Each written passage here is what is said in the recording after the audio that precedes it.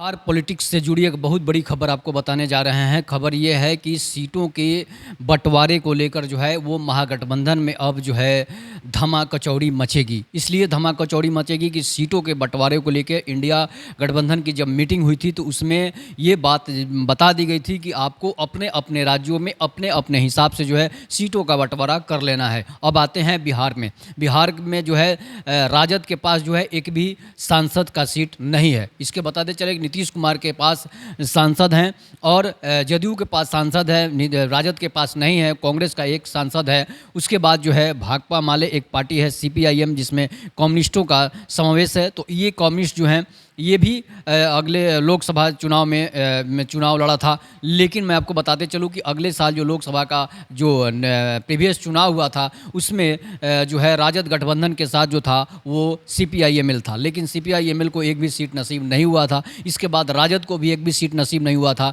जिसमें बीजेपी और नीतीश कुमार को 39 सीटें मिली थी।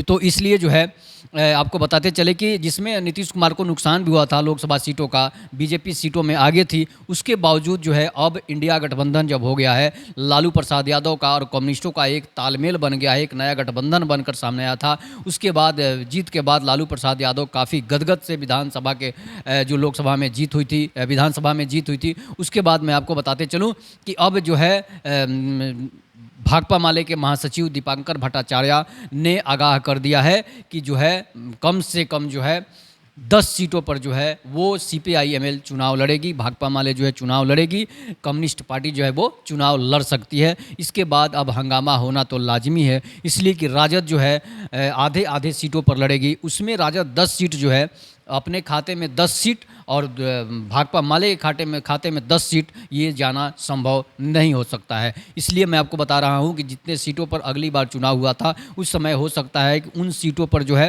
राजद समझौता कर ले, लेकिन वो भी सीट अब नामुमकिन लगता है, इसलिए कि अब जदयू और राजद गठबंधन है। तो इसलिए जो है बीजेपी अब अलग है। उस समय बीजेपी और नीतीश कुमार एक में थे, इसलिए सीपीआईएमएल को, कम्युनिस्टों को सीट जो है राजद ने मैनेज करके अपने अपने सीटों पर इन्हें सीट दिला दी थी। लेकिन इस बार जो है मैनेज करने का सवाल ही नहीं उठता है। इसलिए जो है अब इंडिया गठबंधन में सीटों के बंटवारे को लेकर जो है हंगामा मचेगा, जो है सीटों को लेकर जो है धमाकचौड़ी मचेगा। तो लेकिन ये अभी कंफर्म नहीं है कि कितने सीटों पर बात होगी, कितने सीटों पर बात नहीं होगी। लेकिन जो है दीपांकर भट्टाचार्य ने लालू प्रसाद यादव राजद को एक पत्र लिखा है। उस पत्र में ये कहा गया है कि ये समाचार पत्रों में भी आया हुआ है।